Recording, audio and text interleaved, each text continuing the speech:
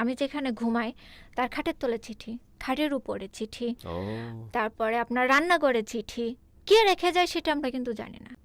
আপনি কিছু উঠাচ্ছেন, মশলা টশলা অনেক সময় বাইরে রেখে আসে না রান্নাঘরে, গ্রামের বাড়ি কড়াই উঠাচ্ছেন, সেখানেও চিঠি।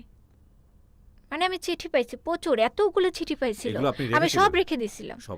কিন্তু চিঠিতে যে একটা চিঠিতে যে বলছিল যে তুমি আমার কথা যদি না শোনো, না বুঝো, তাহলে তোমাকে অ্যাসিড মারা হবে। অ্যাসিড কি জিনিস সেটা তো আর আমি জানতাম না। এগুলো চিঠির মধ্যে ছিল, উল্লেখ করা ছিল। ওরা যখন পুলিশ পাইলো হাতে, তখন এগুলো সব প্রত্যেকটা চিঠি পাইছিল। আমি দেখতাম যে রাসূল সাল্লাল্লাহু জীবনীতে এরকম কোনো মানে ফ্যাসিনেশন কাজ করে নাই যে উনি সুন্দরী দেখে বিয়ে করবেন।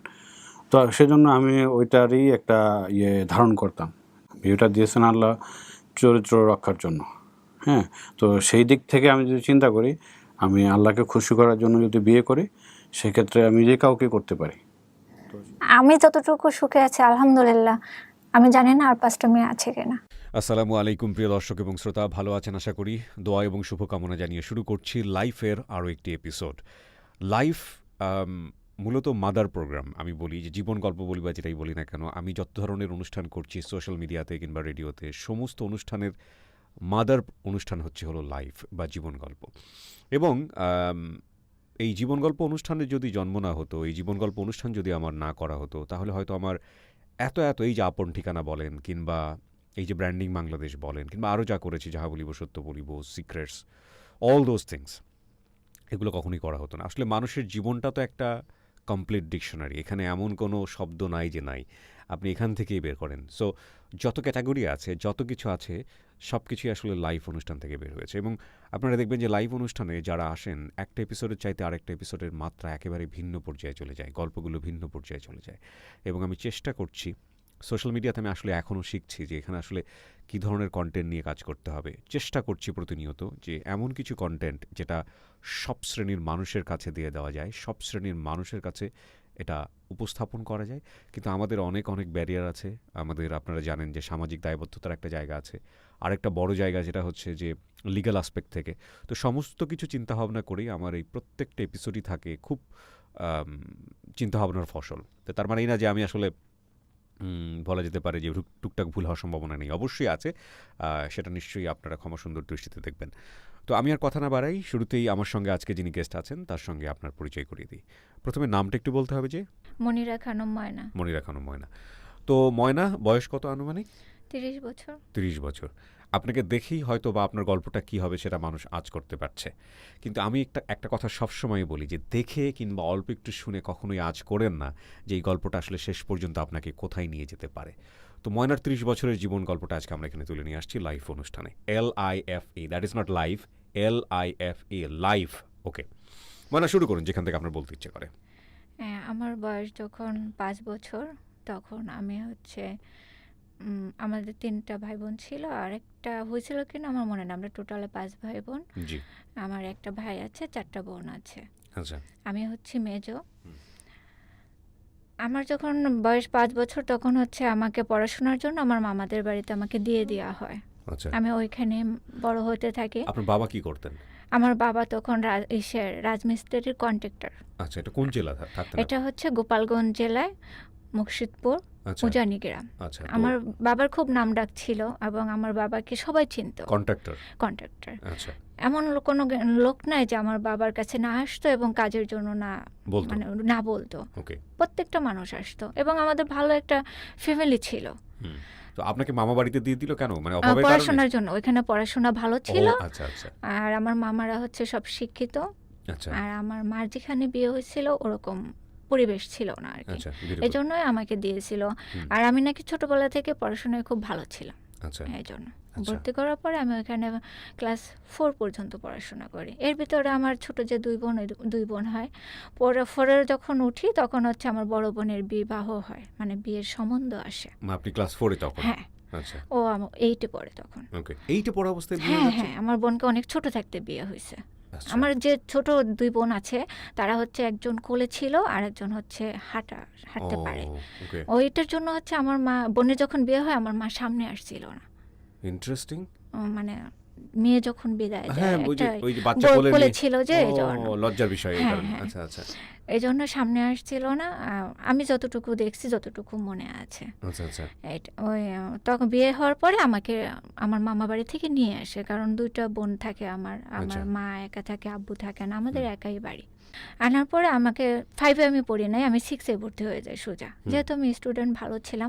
আমি যে গ্রামে ফিরে আসলাম, ফিরে এসে যে পাড়া দেখতে হয় বা পাড়ার একটা সমাজ আছে, যে একটা এরিয়া থাকে, ওই এরিয়ার আজও পর্যন্ত আমি কতটুকু আমাদের সমাজ সেটাই আমি জানি না। মানে কি সারাদিন ঘরের মধ্যে না, থাকতেন? ঘরের ভিতরে না, আমার একটা নির্দিষ্ট আমার চাচা বাড়ি, আমাদের বাড়ি, ও, okay. এইটুকু এরিয়া ছাড়া যে একটা গন্ডি আছে ওইটুকু আমি যাইতে পারি না এটা কখনো। আসলে অনেকের ন্যাচারের উপর নির্ভর নেচার না, আমার ফ্যামিলি থেকে এরকম রেস্ট্রিক্ট ছিল। হ্যাঁ, ও যার কারণে হচ্ছে আজও আমি দেখি না, এবং আমি বলতে পারবো না এটা আমাদের সমাজের মানুষ বা আমাদের ভেরি পরিবারের ইন্টারেস্টিং কেউ। ভেরি ইন্টারেস্টিং ওকে এই 30 বছরে কেউ আবার আমাকে কেউ দেখলে চিনবে এটা আমি জানি না। এখন হচ্ছে ছিল মারা হয়ে গেছি, কিন্তু তখন কেউ চিনবে কিনা আমি জানি না।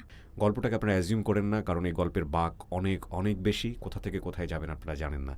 2টা চাস্তো বোন ছিল, ওদের সাথে আমার উঠা বসা ছিল। এরপরে স্কুলে যখন গেলাম তখন হচ্ছে বান্ধবী হলো। তা ওদের সাথে যদি আমি কোথাও যেতে চাইতাম, আমার মা যেতে দিত না। যেতে দিত না, তার কারণ হচ্ছে আমি যেথায় যেতাম সেখানে একটা গণ্ডগোল লেগে যেত। আচ্ছা মানে হচ্ছে ছেলেরা আমার পিছু নিত। ও আমার ছোট যে ভাইটা ছিল ওরে মাদ্রাসায়, হাফেজিয়া মাদ্রাসায় দিছিল, জি তো ওইখানে খাবার দিতে হইতো।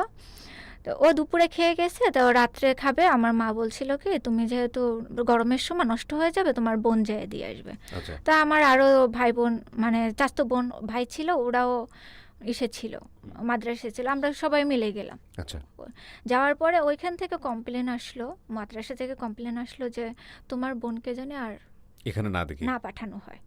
তখন কোন ক্লাসে আপনি? আমি তখন শিখছে, ওহো, আমার ওই যে 5-এ উঠানো হয় নাই, কারণ হচ্ছে আমাকে একবার ওইখানে তুলে দিছে। আচ্ছা মা বলল কেন? বলে কি ওইখানে ছেলেরা মানে অন্য ধরনের কথাবার্তা বলছে, এ পছন্দ করে ও পছন্দ করে, এটা নিয়ে অনেক ঝামেলা হয়েছে, এই জন্য হুজুরে মানা করছে। আচ্ছা এটা তো গেল। হুম আমি যখন স্কুলে যাই তখন স্কুলের ব্যতীত স্কুল আর বাসা ছাড়া আমি কখনো বাইরে বেরোইনি। আমি যেথায় যাইতাম ভাইয়া, সেখানে খালি দেখতাম, আমি রাস্তা দিয়েও গেলে আমার পিছু পিছু লোক আসতো, এটা কার মেয়ে, কোত্থেকে আসছে, কারণ আগে তো আমাকে কেউ দেখে না। আপনার এই নর্মাল সময়ের ছবি আছে এখনো? আপনি নর্মালি, আমি জাস্ট বলার হ্যাঁ, জন্য বলছি। আমার ছবি আছে। ছবি আছে, আমি হ্যাঁ, একটা ছবি আমার আপনি একটা ছবি তোলা আছে, সেটা অ্যাক্সিডেন্টের 6 মাস আগে। আচ্ছা, তো আমি এই ছবিটা আমি আমার দর্শকদের একটু দেখাচ্ছি স্ক্রিনে, আপনারা দেখতে পাচ্ছেন। হ্যাঁ বলেন। তারপরে ওই যখন 7-এ উঠি তখন হচ্ছে ক্লাস চলতেছিল, ভালোই চলতেছিল সব কিছু। হুম এরকম করতে করতে আমার স্কুলের দ্বিতীয় সাময়িক পরীক্ষা চলে আসে। আমি 2টা না 3টা পরীক্ষা জানিয়ে দিয়েছিলাম। আমার ইংলিশ পরীক্ষা না অঙ্ক পরীক্ষা ছিল। সেদিন রাত্রে আমি সন্ধ্যার সময় খাওয়া দাওয়া করে, বাবা তো বাড়িতে ছিল না, চট্টগ্রাম ছিল। হুম আমার ছোট 2টা বোন, আমার মা আর আমার ভাই ছিলাম। সন্ধ্যার খাবার খাইছি, এবং আমার সন্ধ্যার থেকে আমাদের এত ঘুম পাচ্ছিল আমরা বলতেই পারি না। আমার মনে আছে কেউ চোখ টেনে তাকাতে পারতেছিলাম না। আমার ছোট 2 বোন যখন, যেটা আমার এক ভাইয়ের ছোট, সে হচ্ছে ভাত খাইতো, ওকে আমরা ভাত খাওয়াইছিলাম, খাওয়াই আমরা কেউ নড়তে পারি না, ওইখানে প্লেটটা রেখে দিছিলাম, খাটের তলে ছিল।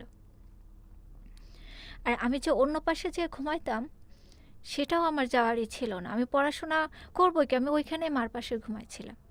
মানে আমি, মা, আমার ছোট যে 2টা বোন, ওই 2টা বোন এক খাটে ঘুমানো ছিলাম। আমার ভাই ওইটা দেখে আমি যেখানে ঘুমাইতাম ও এখানে যে ঘুমাইছিল। তারপরে এর মাঝখানে কী হয়েছে ঘুমের ভেতরে আমরা জানি না, রাত আনুমানিক 1টা-2টা, এই একটা ছেলে যে আমাকে পছন্দ করতো এটা হচ্ছে একটা দোকান থেকে আমাকে বলছিল, কিন্তু আমাকে বলার পরে আমরা ওইটা না করে দিছিলাম। আমি মানে স্কুল থেকে ওইটাই যে স্কুল থেকে যখন আমি ফিরি, হ্যাঁ মানে তখন আমাকে একজন বলতেছিল অমুক ছেলে তোমাকে পছন্দ করে, মানে তোমাকে পছন্দ করে। আমি বলছি না, এটা সম্ভব না, কারণ হচ্ছে সে মেম্বারের ছেলে ছিল, উচ্ছৃঙ্খল ছেলে ছিল, পড়াশোনা করে না, আচ্ছা পড়াশোনা করে না সেটা, সে ছেলেটা। তখন আমি না করে দিলাম। এর ভেতরে আমাদের গ্রাম থেকে, মানে পাড়া থেকে আমাদের নাকি একটা বিয়ের প্রস্তাব আছে, মানে মানে আপনার আমার জন্য। হ্যাঁ, হ্যাঁ তো আমার ফ্যামিলি থেকে ওটাও না করে দেয়। আচ্ছা, এগুলো কত সালের ঘটনা বলেন তো? 2003 সালে। আমি অবাক হয়ে যাচ্ছি যে আপনার বাড়ি কি গ্রাম অঞ্চলে, একদম প্রত্যন্ত গ্রাম? একদম গ্রাম। তখন কারেন্টও ছিল না, আমি যখন এর কথা বলতেছি আমাদের গ্রামে তখন কারেন্ট ছিল না, মানে পাকা রাস্তা ছিল না, নৌকা দিয়ে আসা যাওয়া করা লাগতো। ওকে, তারপর যখন বিয়ের প্রস্তাব আসে বাড়ি থেকে ওইটাও না করে এটা দেয়া। কি ওই ছেলেরই প্রস্তাব ছিল? না, এটা হচ্ছে ওই পাড়ারই আরেকটা ছেলের প্রস্তাব, সেটারও ছেলে ভালো ছিল মানে না। একটা মেয়ে আমাদের সমাজে বড় হতে গেলে ক্লাস 6-7 পড়ছে, এরকম একটা 2003 সাল কিন্তু আজ থেকে খুব বেশি বছর আগের গল্প না, মানে 18 বছর আগের গল্প। কি পরিমাণ সামাজিক প্রতিবন্ধকতার শিকার হয়। যে মেয়েটা বিয়েই বোঝে না, কারোর সঙ্গে প্রেমও করে না, সম্পর্ক কি বোঝে না, তার রাস্তায় বের হওয়া মাত্রই হচ্ছে মনে হচ্ছে যে শকুনের দৃষ্টি এবং কে তাকে ছুবলে ওখান থেকে নিয়ে যাবে। মানে ওর মনোজাগতিক কত ভয়ঙ্কর রকমভাবে একটা ইম্প্যাক্ট, মানে প্রভাব পড়ার কথা। তাহলে আপনি চিন্তা করে দেখেন, স্কুলে গেলে সেখানে একজন, স্কুলের বাইরে আসলে দোকানে গেলে সেখানে আরেকজন, এবং এরপরে তো বিয়ের প্রস্তাব আছেই। তারপর কি হলো? তো ওই বিয়ের প্রস্তাব আমরা রাতের ঘটনায় আবার যাব, তার আগে আরেকটু ব্যাকগ্রাউন্ডে আছে। হ্যাঁ, বিয়ের প্রস্তাব যখন আসে তখন হচ্ছে ওই ওরা কাছাকাছি ছিল, মানে আর হচ্ছে কাছাকাছি, ওরা মানে এই বাড়ি আর ওই বাড়ি এরকম, এই এখানে একটা ছিল মেম্বারের মেম্বারের ছেলে। আর ওর বাবা যে ভালো কিসের যে ব্যবসা করতো বা কি করতো আমি জানি না আর কি। আচ্ছা, মানে আমি বললাম না, দু বন্ধু এরা, হ্যাঁ দুই বন্ধু মানে ছিল। উঠতি বয়সে কিছু থাকে না পোলাপান ওরকম কিছু। ওকে, এখানে যে দুজনের নাম এসছে, আমরা দুজনের নাম সঙ্গত কারণেই আমরা এখানে মিউট করছি। নামটা বড় কথা নয়, প্রেক্ষাপট আমরা বোঝানোর চেষ্টা করছি আপনাদেরকে। হ্যাঁ, এদের দুজনকে আমরা না করে দেয়। তো আর একটা সময় হয় কি, আমাদের বাড়িতে আমি যেখানে ঘুমাই তার খাটের তলে চিঠি, খাটের উপরে চিঠি, ও তারপরে আপনার রান্নাঘরে চিঠি, কে রেখে যায় সেটা আমরা কিন্তু জানি না, কিন্তু চিঠি। এগুলো আপনার বাবা মা জানতো? আর একটা চিঠি আমার মার হাতে পড়ে, তখন জিজ্ঞেস করে, কারণ আমি তো জানি না এটা কে রেখে যাচ্ছে। আচ্ছা, তখন আমাকে সে জিজ্ঞেস করে, আমি বলে আমি জানি না এটা কে রেখে যাচ্ছে। তো আপনার বাবা মা এটা নিয়ে আপনার উপর কোনো অত্যাচার করতো? হ্যাঁ, বকাঝকা আমার করতো? মা অনেক বকাবকি করছিল এবং ইয়েও করছে, কিন্তু আমি যেটা জানি না সেটা আমি কি করে বলবো। হুম। আমার বাথরুমের সামনে সেটাও চিঠি। আপনি কিছু উঠাচ্ছেন, মশলা টশলা অনেক সময় বাইরে রেখে আসে না রান্নাঘরে, গ্রামের বাড়ি কড়াই উঠাচ্ছেন, সেখানেও চিঠি। মানে আমি চিঠি পাইছি প্রচুর, এতগুলো চিঠি পাইছিল, এগুলো আপনি আমি সব রেখেছিলেন? রেখে দিছিলাম। সব রেখে দিয়েছেন? কিন্তু চিঠিতে যে একটা চিঠিতে যে বলছিল যে তুমি আমার কথা যদি না শোনো, না বুঝো, তাহলে তোমাকে অ্যাসিড মারা হবে। অ্যাসিড কি জিনিস সেটা তো আর আমি জানতাম না। এগুলো চিঠির মধ্যে ছিল? উল্লেখ করা ছিল, ওরা যখন পুলিশ পাইলো হাতে তখন এগুলো সব প্রত্যেকটা চিঠি পাইছিল এবং পড়ছিল। তারা আমাকে কোনোভাবে রাজি এই যে চিঠিগুলা, এই চিঠিগুলো কি খুব র্যান্ডমলি আসতো, মানে নাকি খুব অল্প সময়ের মধ্যে ঘটনা এটা? এটা রাত্রে রেখে যেত। না, আমি বলতে চাচ্ছি যে এই যে চিঠিগুলো আসতেছে, এটা কি এক সপ্তাহ ধরে হচ্ছিল না, নাকি প্রত্যেক দিন 1 মাস ধরে হচ্ছিল নাকি 6 মাস ধরে হচ্ছিল? 6 মাসের মতো। ও মানে রেগুলারলি চিঠি হ্যাঁ, রেখে চিঠি যেত। আসতেছে। তখন আপনি বুঝতেন না যে চিঠিটা কে রেখে কে যাচ্ছে? রেখে যাচ্ছে? আমি একটা ছেলে, আমাকে পাশেরই একটা ছেলে পছন্দ করতো, আমি বুঝতাম তাকে, আমি বুঝছি যে সে আমাকে পছন্দ করতেছে। আমি ওর ভালো লাগতো, কালো সুন্দরী ছিল, ভালো লাগতো। আমি ওকে জিজ্ঞেস করছিলাম, তুই কি এরকম করতেছিস? কয় না তো, আমি করি না। তাই আমি বললাম, রাত্রে না কেউ আমার কারো চিঠি রেখে যায়। ওই ছেলে সেও সারা রাত পাহারা দিছে, যে কে রেখে যায় এটা কে বোঝার রেখে জন্য। যাচ্ছে।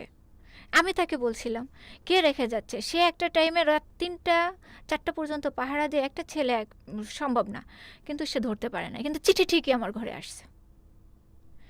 আমার জানা, ওকে বলছিলাম আমার মা একটা চিঠি পাইছিল। চিঠিগুলো পড়তেন আপনি না? হ্যাঁ, আমি পড়ছি। আচ্ছা। আমি পড়ে আমি আমার মাকে বলতাম না, কারণ আমার তো দরকার না, আমি তো রাজি হচ্ছি না। আমার মা পেয়ে, আমার এক টিচার ছিল, তাকে নিয়ে দেখাইছিল, সেও অবাক, মানে কে পাচ্ছি না আমরা কাউকে খুঁজে।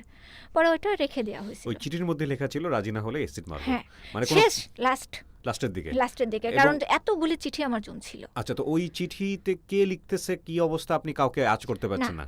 বারবার জিজ্ঞেস করা হচ্ছে কে কে, আমিও রিপ্লাই দিছি কে কে। ও লিখেও আপনি কি ওই আমিও পড়ার নিচে ওখানে লেখা? রেখে দিছি, বা আমি জানলা দিয়ে ফেলে রাখছি যে কে এসে নিচ্ছে। কখনো নাম উল্লেখ করে না। ওকে, তারপর তারপরে রাতের ঘটনা। হ্যাঁ, সে এটা গেল, যাওয়ার পরে ওই যে আমরা মা বললো, তারপর টিচারকে দেখাইলো। আমি ওই চিঠিগুলো খুব যত্ন করে, আমার যে কাপড় ছিল শুকেছে, ওই কাপড়ের নিচে এতগুলি চিঠি আমি জমাইছিলাম। ওই যে আল্লাহ বলে না, আল্লাহর মার দুনিয়ার বার, ওইটা যদি না থাকতো তাহলে কেউই জানতো না আসলে কি হয়েছিল। হ্যাঁ, এক্স্যাক্টলি। আমি এই জন্যে উনি যখন ঘটনার ভিতরে ঢুকে যাচ্ছেন সেখান থেকে আমি তাকে একটু পেছনে নিয়ে এসেছি, ব্যাকগ্রাউন্ডটা জানার চেষ্টা করছিলাম, যে কারণ সবসময় মনে রাখবেন যে কোনো ঘটনার পেছনে নির্দিষ্ট কারণ থাকে। হ্যাঁ, এবং সেই নির্দিষ্ট কারণটা আমরা কিছুটা হলেও রিভিল করার চেষ্টা করেছি। সেই রাতের ঘটনা আপনি যেটা বলছিলেন। পরে এটা হচ্ছে 2003 সাল সেপ্টেম্বরের 6 তারিখ দিনগত রাতে হয়, আনুমানিক রাত 1টা বা 2টার টাইমে। তো আমি যখন আমার ছোট ভাই বোন আর মার সাথে ঘুমাচ্ছিলাম, তখন হচ্ছে আমাদের টিনের ঘর ছিল। আমরা যে ঘরে ঘুমাই সেটা হচ্ছে টিনের ছিল। হুম। ওটা বারান্দা ছিল, বারান্দা দিয়ে ঢুকে চাকু দিয়ে খুলছিল দরজাটা। এটা আমাদের ধারণা, কারণ হচ্ছে ওইখানের একটা দরজা ছিল আর যে লম্বা করে দিয়ে রাখে, যদি একবার টান দেন আর একবার দিয়ে খুলে যায়। কারণ আমাদের গ্রামে বা আশেপাশে এরকম শুনি নাই যে এরকম ঘটনা ঘটে, বা কোনো ধর্ষণ বা কোনো কিছু এরকম শুনি নাই, কোনোদিনই শুনি নাই, বা এটা কি জিনিস আমরা জানতাম না। তো অত সিকিউরিটিরও ব্যাপার ছিল না। পরে ঢুকে আমার ঘরে ঢুকছে, ঘরে ঢুকে আমি কোথায় ঘুমাচ্ছি সেটা দেখছে। আপনি কি একা থাকতেন? আগে আমি একা থাকতাম, মানে ওই আমি আলাদা থাকতাম, আর হচ্ছে আমার মা, আমার ছোট ভাই বোন, 3 ভাই বোন নিয়ে এক জায়গায় থাকতো। বাবা কোথায় থাকতো? বা আব্বু থাকতো চিটাগাং। উনি ওখানে কাজ করতো? ওখানে কাজ করতো। আচ্ছা। ঢুকে আমার মশারি উঁচু করে আমি যে ঘুমাইছি আমার মাথা থেকে ঢেলে দিল। মানে আপনি ঘুমের মধ্যে ছিলেন ওই সময়টাতে? ঘুমের ভিতরে ছিলাম। যখন ঢেলে দিচ্ছে তখন একটা চিৎকার যখন দিছি তখন হচ্ছে আমার মা জড়ায় ধরছে, আমার মা তো আমার পাশেই ছিল। সেদিন মা ছিল পাশে? আমি আমার মার কাছে। ওই যে বললাম যে আমাদের সন্ধ্যা থেকে এত ঘুম আসছিল বা এত কিছু আমরা কোনোদিন ভাবিও নাই যে এরকম মরার ঘুম আসছে কেন। না, কিন্তু এখানে কথা হচ্ছে যে আপনি তো বলছেন আপনি আলাদা ঘুমোতেন। ওই দিন আমরা মার কাছে ঘুমাইছি। তার মানে আপনি ওই দিন মা, আপনি সবাই ভাই বোন একসঙ্গে ছিলেন? হ্যাঁ, একসঙ্গে ছিলাম। খালি আমার ভাইটা আলাদা ছিল, আমার ছোট 2 বোন, আমি আর মা একসাথে ছিলাম। আচ্ছা। যদি তারা জালনাতে দিত তাহলে কিন্তু আমার ছোট 2 বোন যদি জালনাতে দেয় তাহলে ও হচ্ছে গরমের দিন ছিল তো জালনার কাছে ছিল। তার মানে ওরা একদম নিশ্চিত হওয়ার জন্য ঘরের মধ্যে ঢুকে? হ্যাঁ, ওরা আমার দেখছে যে ওই পাশে আমার ভাই শোয়া, কারণ আমাদের জালনার এদিকে অনেক দূরে ছিল খাটটা, এই জন্য ওরা আমাকে পাবে না। ওই পাশে আমার ভাইকে দেখছে, এই পাশে হচ্ছে আমার 2টা ছোট 2 বোন আছে, তারপরে মা, তারপরে আমি। মানে আমাকে পাওয়ার কোনো সুযোগ নাই। আপনাকে জানার পাশে রাখেনি আপনারা? না, আমি জানলার পাশে আমি ঘুমাই না। তাহলে এই পাশে যখন আছি তখন তাদের একটাই ওয়ে যে ঘরে ঢুকতে হবে। আচ্ছা। সেই ঘরে ঢোকাটা কিভাবে? বারান্দা দিয়ে ঢুকছে। তবে আল্লাহর কাছে লাখ লাখ শুকর যে আমার উপর দিয়ে গেছে, আমার মার উপর দিয়ে গেছে। যদি আপনার মাও কি ভিকটিম হয়েছে?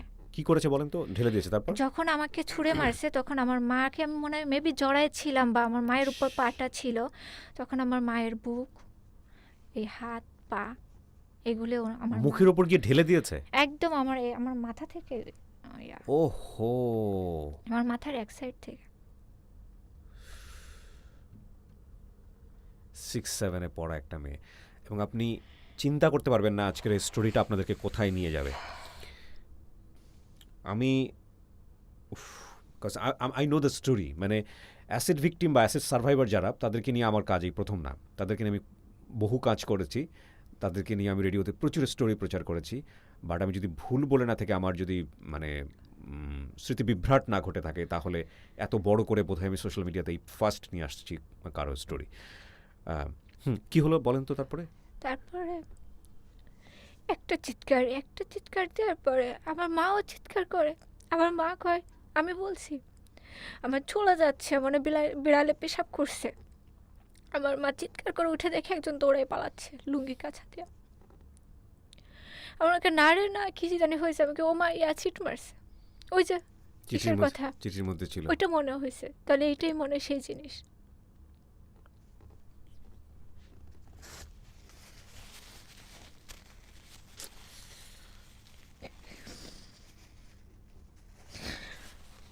আমার মা জানতো না অ্যাসিড কি জিনিস, আমিও জানতাম না যে অ্যাসিড দিলে কি করতে হয়। তখন 2 মাঝে চিৎকারে আমার ছোট 2 ভাই বোন ওরাও চিৎকার করতেছে। ওরা ঘরে তো আর কেউ নাই, বাড়িতেও কেউ নাই। ওই চিৎকারে হচ্ছে পাশের মানুষ আসছে। এসে আমি হচ্ছে তখন শর্ট প্যান্ট পরতাম, আমার একটা লাল জামা ছিল জর্জেটের। তো লাল জামা দেখে ভাবতেছে ওরা আমাকে মনে হয় জবাই করে রেখে গেছে, কারণ মুখ তো কালো হয়ে গেছে। তো আমি ওই অবস্থায় দরজা খুলছি, ওরা 2 দরজাই আটকাই দিছিল বাইরে থেকে। হ্যাঁ, 2 দরজা যখন বাইরে থেকে আটকাই দিচ্ছে আমরা আর বেরোইতে পারছিলাম না। দরজা যখন খুলছি তখন পাশের থেকে একজন আসছে, এসে সেও একটা চিৎকার দিচ্ছে। সেও জানে না কি করতে হবে, সে কিন্তু আর্মিতে চাকরি করে। ওহো, জীবনে দেখেনি হয়তো। না, সেও আর্মিতে চাকরি করে, সেও এসে একটা চিৎকার দিচ্ছে। না যে আসে সেই একটা চিৎকার দেয়, কিন্তু আহা কি হা। করতে হবে, একটু পানি দিবে যে সেটুকু আর কারণ ইস, ছিল না। সাক্ষাৎ মৃত্যু যাকে বলে, সেই মৃত্যু দেখা যেটাকে বলে। একটা টাইমে কি হয়েছে আমি জানি না। সেন্সলেস হয়ে যান। হ্যাঁ। আহা হা।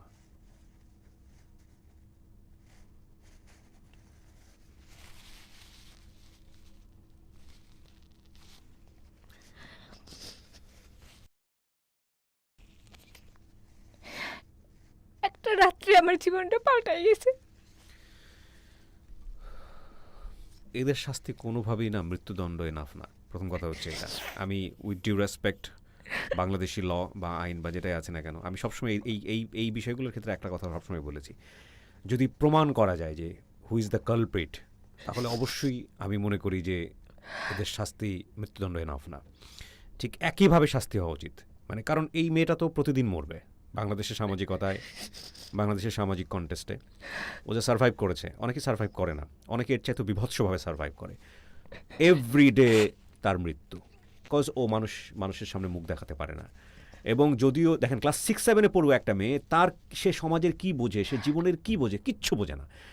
সেই মেয়েটাকে ভিকটিম হতে হলো, রাইট? এই মেয়েটাকে সারাটা জীবন এই গ্লানি বয়ে বেড়াতে হবে, সারাটা জীবন না, শুধুমাত্র সে না, তার সন্তান, তার একটা মেয়ে আছে, তার মেয়েকেও গ্লানি বয়ে বেড়াতে হবে। This is our society. কী হয়েছে তোর মা? তোর মা তো অ্যাসিড ভিকটিম, তোর মায়ের মুখে তো অ্যাসিড মেরেছে। অর্থাৎ এই মেয়ে সম্পর্কিত যত মানুষ আছে ব্লাড কানেক্টেড, তারা প্রত্যেকেই প্রত্যেকের জায়গা থেকে সামাজিকভাবে মরবেন এবং সাফারার হবেন। সুতরাং যিনি মারল, তার কি শুধুমাত্র মৃত্যুদণ্ড এনাফ? মৃত্যুদণ্ড এনাফ না। দ্য ফ্যাক্ট ইজ দ্যাট যে মেরেছে তার কি বিচার হয়েছে, এটা শুনলে আপনি বুঝতে পারবেন যে আমরা আসলে কোথায় আছি। চলেন আগাই। তারপরে আমি যখন বলতে পারি না আর কিছু হয়েছে, আমি শোনা কথা, আমাকে ফরিদপুর মেডিকেলে নিয়ে যাওয়া হয়। তারপর পুলিশ আসে সকালে, পুলিশ এসে এর ভিতরে একজনে এসে আমার চাচি বলে যে এটি অ্যাসিড পানি দাও। সকালবেলা এসে এটা ওই ঘন্টা দেড়েকের ভিতরে, ঘন্টা দেড়েকের হ্যাঁ। পরে, আচ্ছা। তখন পানি দিয়ে তো আর কোনো লাভ নাই, এটা তো সাথে সাথে পানি দেওয়া লাগবে। হ্যাঁ, যা হওয়ার তা তো হয়েই গেছে। হয়েই গেছে। ফরিদপুর মেডিকেলে নিয়ে একদিন রাখে, সারাদিন সিলাইন দিয়ে রেখে দেয়, সিল ক্রিমটা দিতে হয় তাও জানে না তখন। আর সারাটা দিন আমার ওইখানে জ্বলে পড়ে যাচ্ছিল, আমি কাউকে বুঝাইতে পারতেছিলাম না, কারণ আমার ঠোঁট ফুলে, মানে চোখও বন্ধ, ঠোঁটও বন্ধ, কথাও বলতে পারতেছি না, এরকম অবস্থা। একদিন ওইখানে ফেলে রাখে। তারপরে আমার আব্বুকে ফোন করা হয়, তখন ফোন আসছিল, মোবাইল সিস্টেম ছিল। তা আমার আব্বুর যে মালিক আছে তাকে ফোন দিলে আমার আব্বু রওনা দেয়। এর ভিতর আমার আব্বুর আগে 1 সপ্তাহ আগে ফোনে কথা হয় আমার আব্বু বাড়ি আসবে, বাড়ি এসে আমাদের ঘর দেবে, তার জন্য প্রিপারেশন নিয়ে বাড়ি আসতেছিল। তো যাই হোক, আমাকে যখন অ্যাক্সিডেন্ট ঘটে যায় তখন ফোন দেওয়া হয়, ফোন দিলে আমার আব্বু আসে, সন্ধ্যা বা রাতের দিকে আসে। আমি এটা বললাম যে আমি জানি না, শোনা কথা। এরপরে 8 তারিখে হচ্ছে, 7 তারিখে ফরিদপুরে না, 8 তারিখে হচ্ছে ঢাকা মেডিকেলে রিফার করে। ঢাকা মেডিকেলে যখন নিয়ে যাওয়া হয় তখন আর থাকে না, মানে ছিট পায় না, আমাকে বারান্দায় ফেলে রাখা হয়। তো আমি বললাম ওই যে আমার মামারা একটু আমাদের চাইতে ভালো, তো ওনার একটু লিঙ্ক ছিল, সেই হিসেব করে কাকে কাকে ফোন টোন দিয়ে ম্যানেজ করে একটা কেবিনের ব্যবস্থা করে। তখন হচ্ছে আমার মাও রুগী, দুজনেই, মা মেয়ে দুজনই রুগী। তাহলে এখন কিভাবে সম্ভব? আমাকে যদি এই অর্ডার দেয়, আমার মাকে অন্য অর্ডার, তাহলে কে কাকে দেখবে? বাচ্চা দুটো আনে নাই, বাচ্চা দুটো রেখে আসছে, এটা আসতেছি আমি। দুইজনকে 2 অর্ডার রেখে দেয়। রেখে দেওয়ার পরে আমার মামা ওই যে কোনোভাবে একটা কেবিন জোগাড় করে আমাকে যখন কেবিনের বেডে উঠায় তখন আমার সাথে থাকতে পারবে, আমার মাও থাকতে পারবে, বাবাও থাকতে পারবে। আমার মায়ের ট্রিটমেন্ট চললো না তখন। এর ভিতরে অ্যাসিড সার্ভার লোক যায়, তখন লোক গেলে হ্যাঁ লোক যায় ফাউন্ডেশন থেকে। হ্যাঁ, তখন যারা কি পুলিশও যোগাযোগ করেছে আপনাদের সঙ্গে? হ্যাঁ, তখন মামলা হয়ে গেছে। আমি যখন ফরিদপুর মেডিকেলে নিয়ে যায়, তখন আমাকে নিয়ে যাওয়ার সাথে সাথে বাড়িতে পুলিশ আসে। আচ্ছা। পুলিশ আসার পরে আমাকে তো আর পায় না, ওরা ফরিদপুর মেডিকেলে যায়। ফরিদপুর মেডিকেলে যাওয়ার পরে আমার সাথে কথা করার চেষ্টা করে। তো আমি নাকি কোনোভাবে বলছিলাম, আমাকে জিজ্ঞেস করতেছিল যে আমাকে কেউ কোনো কিছু বলছে কিনা, বা সন্দেহ উত্ত্যক্ত করো কিনা? করছে কিনা, হুম। বা কেউ তুমি কিছু জানো কিনা। তখন আমি নাকি বলছিলাম এর কথা, আর এর কথা মানে এর কথা তো আমি জানতাম না। তখন আমার মাকে জিজ্ঞেস করছিল অন্য কোনো বিষয় আছে কিনা। তখন বলছিল একটা বিয়ের প্রস্তাব আসছিল, তো আমরা না করে দিছিলাম। এই ২টা ঘটনা ও কি বিয়ের প্রস্তাব পাঠিয়েছিল? ওর দাদা নিয়ে আসছিল কার জন্যে? আমার জন্য। জন্যে? হ্যাঁ, হ্যাঁ, হ্যাঁ। ওর জন্য। আপনাকে চায়, হ্যাঁ, ও হ্যাঁ। আপনাকে চায়। এটা হচ্ছে হলো আমরা হলো পুলিশকে জানাই। আর এই যে চিঠির ব্যাপারটা তো আমরা জানি না। তখন হচ্ছে আমি বলি যে আমার অমুক জায়গায় কিছু চিঠি রাখা আছে। ওইটা হচ্ছে আপনারা দেখেন। দ্য পয়েন্ট ইজ দ্যাট মানে ওরা কিন্তু দেখেনি কে কাজটা করেছে। ওরা আমার মা সাসপেক্ট করেছে। ঘর থেকে যখন বের হয়ে গেছে তখন কি দেখেছিলেন আপনি? হ্যাঁ, আমার মা নাকি দেখছে বের হয়ে গেছে। ও, এটা মা দেখেছিল। হ্যাঁ, আচ্ছা। কারণ যেহেতু আমি ইয়া করছিলাম, উনি দেখছে যে কাছা দিয়ে বের হয়ে যাচ্ছে। ওকে, তারপর? পরে যখন ওই চিঠি এনে বের করে, তখন তারা সবাই নাকি কাঁদছিল। চিঠি মানে দিয়ে পুলিশরা কেঁদেছিল? হ্যাঁ, মানে যেই পড়ছে যে এত চিঠি জোগাড় মানে হইছে, একটা চিঠি তো আমাকে রাজি করাইতে পারে না। এইটার জন্য যে আমি যে গ্রামে বলতে হয় বা কাউকে জানাবো, এটাও আমি কাউকে বলি না। এটা আমার দোষ, আমি স্বীকার করতেছি, আমি বলি নাই। শুধু আমার মা একটা চিঠি পাইছিল, ওই বিষয়ে বলছিল, আমি বলতে পারি নাই যে এটা কে দিচ্ছে। এই না বলার পেছনের অন্যতম কারণ হচ্ছে যে বাবা মায়ের সঙ্গে বন্ধুত্বপূর্ণ সম্পর্ক থাকে না গ্রাম বাংলাতে। একটা মেয়েকেই দায়ী করা হয়। ধরেন ওই মেয়েটাকে কেউ নক করেছে, মেয়েটারই দোষ মনে করা হয়। আমাদের পুরো সমাজটাই কিন্তু এরকম, হ্যাঁ? তো সেই জায়গাটা থেকে দেখেন বাবা মায়ের কতটা বন্ধুত্বপূর্ণ সম্পর্ক রাখা উচিত সন্তানের সঙ্গে, যাতে করে এই জাতীয় বিষয়গুলো বাবা মায়ের সঙ্গে খুব স্মুথলি তারা শেয়ার করতে পারে। আপনিও শেয়ার করেননি, না। আপনার মাও যে এত আর বিস্তারিত আর জানতো না। জানতে ইচ্ছে করেনি, বা ওরা যে বললাম না, আমাদের তো বেশি দূরে যাওয়ার ছিল না, গণ্ডি ছিল না যে আমি এখান থেকে বের হয়ে অত দূর তো যাব। তার মানে তখন পুলিশ কেস হয়ে গেছে। পুলিশ কেস হয়ে গেছে, পুলিশ এসে ওইটা নিয়ে গেল। যাদেরকে ধরার চেষ্টা করলো, ওরা ওদের দুজনকে খুঁজলো, পেল না। পলাতক। হ্যাঁ, তখন হচ্ছে কোনোভাবে আমার একটা টিচার, সে বলছিল যে ওই দিন রাত্রে নাকি ৪ জন লোক ব্রিজের উপরে বসে মিটিং করতেছিল। এখানে একটা বিষয় খেয়াল রাখবেন, আমরা এখানে যাদের কথাও বারবার বলছে তারা অলরেডি অ্যারেস্টেড, তাদের নিয়ে বিচার হয়েছে এবং তাদেরকে নিয়ে পত্রপত্রিকায় লেখালেখিও হয়েছে, রাইট? আমি কি ভুল বলেছি? না, না। তারপরেও আমি তাদের নামগুলো এখানে হাইড করছি একটাই কারণে, this is not investigated show. আমি চাইলে এটা খুব ভালো করে এটা প্রচার করতে পারতাম, বা ওই জায়গাগুলোতে আমি তাদের সামাজিকতার কথা ভেবে রাষ্ট্রীয় আইনের প্রতি শ্রদ্ধা জানিয়ে আমি তাদের নামগুলো মিউট করছি। ঘটনা এখানে আসলে প্রেক্ষাপটটা আমি আপনাদেরকে বোঝানোর চেষ্টা করছি যে একজন, আপনার নাম কি বলছিলেন? মনিরা খানম ময়না। একজন মনিরা খানম ময়নার জন্য জাস্টিস বা সামাজিক অবস্থা চিন্তা করলে হবে না। এরকম মনিরা খানম ময়না যারা অ্যাসিড সার্ভাইভার আছেন আমাদের সমাজে অনেক আছেন, তাদের প্রেক্ষাপটগুলো বোঝার জন্য আজকের এই গল্পটা খুব জরুরি। তবে আমি আবারও বলছি, আমি বারবার ইন্টারাপ্ট করছি, আপনারা গেস করেন না ঘটনাটা কোথায় যাবে, শেষ পর্যন্ত আপনারা শুনতে থাকুন, অনেক কিছু বাকি আছে। বলেন। টিচার বলেছিল ৪ জন। ৪ জন ইয়া করছে, তখন কে তখন বলল, আর হচ্ছে আলো এই টিচার আপনাকে মানে আপনার কি হ্যাঁ, আমার প্রাইভেট টিচার? স্কুলের টিচার। স্কুলের টিচার উনি আমাকে ভালোই জানতো। হ্যাঁ, আচ্ছা। তখন উনি বলছে যে এই ৪টা লোককে আমি অনেক রাত্রে ব্রিজের উপরে গল্প করতে দেখছি, বা একটা মিটিংয়ের মতো দেখছি। আচ্ছা। ওই ৪ জনকে খুঁজতে লাগলো, কিন্তু কোনো ৪ জনকে আর আমরা খুঁজে পেল না। তো একটা সময় মামলা হয়ে গেল। মামলা হয়ে যাওয়ার পরে ওদের নামই হলো? ওদের নামে, এই ৪ জনের ওই নামে? ৪ জনের নামেই হলো। মামলা হতে পুলিশের মানে বাদী কে ছিল মামলার? আমার মামা। সবাই এক নজর করে দেখতে আসে ফরিদপুরে, দেখে আসে, যে দেখে সেই ফিট হয়, যে দেখে সেই ফিট হয়। শুধু দেখে মানে আমাকে তো চিনতেছে না, শুধু হাত পা দেখে, কারণ আমি তো আমার মামাদের কাছে মানুষ হয়েছিল। আহা, আমার মামা নাকি দেখে ফ্লোরের উপরে বসে পড়ছিল। আমার মামা একজন টিচার ছিল।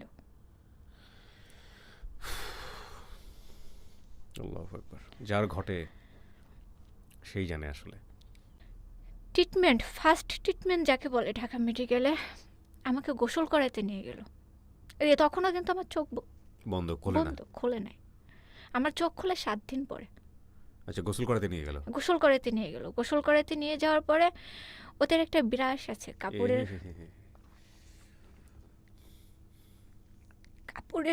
কলার ঘষেছে, ওই কাপড়ের কলারের দিয়ে যখন ঘষে ওরকম করে ঘষতেছিল। তো আমার চিৎকারে আমার বাবা মা সবাই খালি ওইখানে ঢোকার জন্য চেষ্টা করছিল। মানে একে তো অ্যাটাক হয়ে আসছি, তারপরে যে ওইটার যন্ত্রণা ওইটার কেউ নিতে পারতেছিল না। তো আমরা জানতাম না যে প্রত্যেকটা ড্রেসিংয়ে 200 করে টাকা দিতে হয়। এটা কিন্তু ঢাকার মেডিকেলে অনেকেই জানে। আপনাকে যে অ্যাসিস্ট সে বেঁচে আছে? একজন মারা গেছে। বেঁচে আছে তো? আপনি তো দেখতেছেন এপিসোডটা, মানে আমি নিশ্চিত যে আপনি এটা দেখবেন। পৃথিবীর বাংলাদেশে যদি কেউ না দেখে আপনি তাহলে এপিসোডটা দেখবেন। হ্যাঁ, আমি আপনার চেহারা দেখি নাই, আমি জানি না আপনি কে, বাট আপনি যদি মিনিমাম আপনার ভিতরে যদি মানুষের মটুকুও থেকে থাকে, মনোযোগ দিয়ে দেখেন আপনি আপনি কী করেছেন। আর বাকি যেগুলো আমার মুখ থেকে আসতে সেগুলো লক্ষ লক্ষ মানুষ দেখবে, তো এগুলো আমার পক্ষে এই মুহূর্তে বলা সম্ভব না। তখন আমার চিৎকারে যখন আমার বাবা মা যেতে দিল না, ওইখানে একজন আয়া ছিল, ক্লিনার ছিল, সে যে বলল কি যে আন্টি আপনারা যেহেতু কেবিনে আছেন আপনারা নিজেরা গোসল করাইয়া এখানে নিয়ে আসেন, তাহলে আর এই কষ্টটা পাবে না। তো আমার মা, আমার আব্বু আর আমার মামা আমাকে যখন প্রথম ব্যান্ডেজ করে দিল, দ্বিতীয় ব্যান্ডেজে কিন্তু আমার পছন্দ হলো। 2 থেকে 3 ঘন্টা ধরে শীতের ভিতরে, তখন আস্তে আস্তে শীত চলে আসলো, যেহেতু সেপ্টেম্বরের ঘটনা, পানি ঢালতে ঢালতে ব্যান্ডেজগুলি তুলতো যাতে আমি কষ্ট না পাই। আর ব্যান্ডেজ খোলার পরে যে গন্ধ, মানুষ পচা যে গন্ধ, এটা সবসময়ের জন্য বাবা মা হইলে মনে হয় এত কষ্টটা তারা মেনে নিতে পারছে।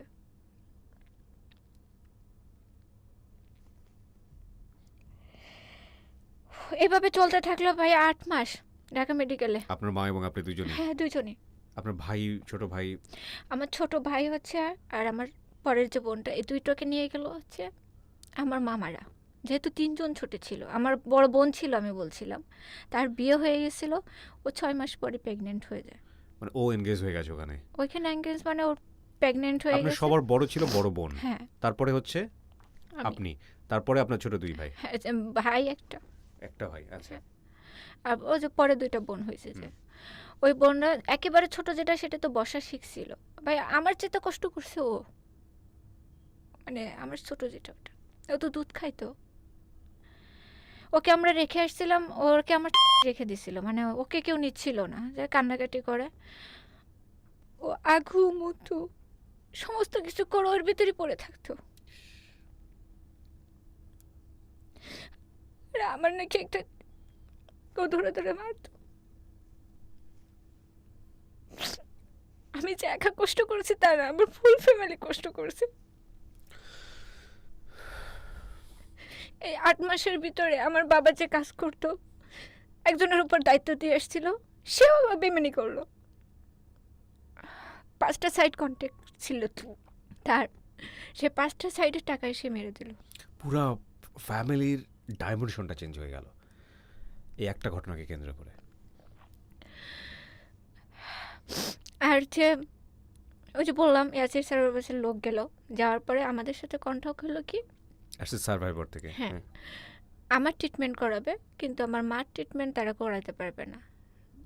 একটা ট্রিটমেন্টে অনেক ব্যয়বহুল খরচ, আর মার ট্রিটমেন্ট করাতে পারবে না এই জন্য, কারণ মাকে যদি অন্য কোথাও রেখে দেয় তাহলে আমাকে দেখার মতো কেউ নাই। একটা পুরুষ মানুষ হয়ে, মানে আমার বাবা আমার সব টেক কেয়ার করতে পারবে না, আমার মা যদি অন্য ওয়ার্ডে থাকে। আর অন্য ওয়ার্ডে থেকে এখানেও সবসময় সে সার্ভিস দিতে পারবে না আমার মা, যেহেতু আমার মা হাত এবং পায়ে বাকিটা সবই করতে পারবে বুকে। এই চিন্তা করে আমার আব্বু বলল, ঠিক আছে আপনারা আমার মেয়েকে বাঁচান, আমার যা কিছু আছে আমি এটা দিয়ে আমার ওয়াইফকে ট্রিটমেন্ট করাবো। যখন 7 দিন পরে চোখ অপারেশন করলো? অপারেশন না, আমাকে থার্মোমিটার দিয়ে চোখ ছাড়ালো। এরপর আমার প্রতিদিন রুটিন ছিল, আমার বাবা হুইল চেয়ারে করে চোখের ডাক্তারের কাছে একবার নেবে, নিচে একবার নেবে, টেস্ট করাইতে একবার নেবে, এইটাই তার রুটিন ছিল। বলে আমার মামা বলছিল যদি চোখ না বেঁচে থাকে আমার ওই মেয়ে বাঁচাই রেখে লাভ নাই, যার চোখ নাই তাকে নিয়ে আমরা কেমনে চলবো। ওইটা শুনে আমার মা খুব কান্নাকাটি করছিল যে ভাই তুই কী কোস। আল্লাহ দিলে আমি চোখ ফিরে পাই। আমার ট্রিটমেন্টও চলে, 8 মাস পরে আমার অপারেশন হয়। এর ভিতরে যে আমার পচন ছিল শরীরে, আমার এমনও দিন গেছে আমি ভাত খাচ্ছি আমার মুখেরই পচে, মানে ওটা যে আগে কিন্তু খুব পচাইতো, 7 দিন 5 দিন এরকম করে পরে ড্রেসিং হইতো। তো আপনাকে যে বান্ধা রাখছে ওটা গরমে পচে এটা গলে গলে পড়তো। ইস! আমার কেবিনে কেউ ঢুকতে পারতো না, এমনি বানিয়ে ঢুকা যায় না, তারপর ঢুকতে পারতো না কারণ গন্ধে? গন্ধে। কিন্তু ওইখানে আমার মা বাবা দুজনই থাকতো সর্বক্ষণ। আল্লাহ মাফ করো, কারো যাতে না হয়। এমনও হয়েছে যে আমি ভাত খাচ্ছি, আমার এইখানে তো ব্যান্ডেজ ছিল, এটা খুলে এখানে লালা পড়তেছে, আহা! লালা পড়তেছে। আমার তখন তো দাঁত লাগা ছিল, 2টা 3টা এরকম করে ভাত খেতে পারতাম আমি। ওই লালাটা আমার মা খুব করে তুলে ফেলে, কিছু হয় না, মানে পচা উঠটা তো পড়ছে, এরকম হয়েছে।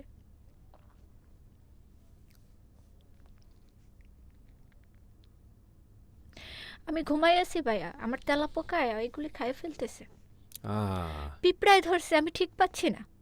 আমার মা ভাবছে মারা গেছি আমি। সে তো কান্না শুরু করছে হট করে। আমি কই কি হয়েছে কি হয়েছে, সে আর আমার বলে না যে তোমার এগুলি তেলা পোকাই খাচ্ছে, তুমি কি ঠিক পাও না? আহা!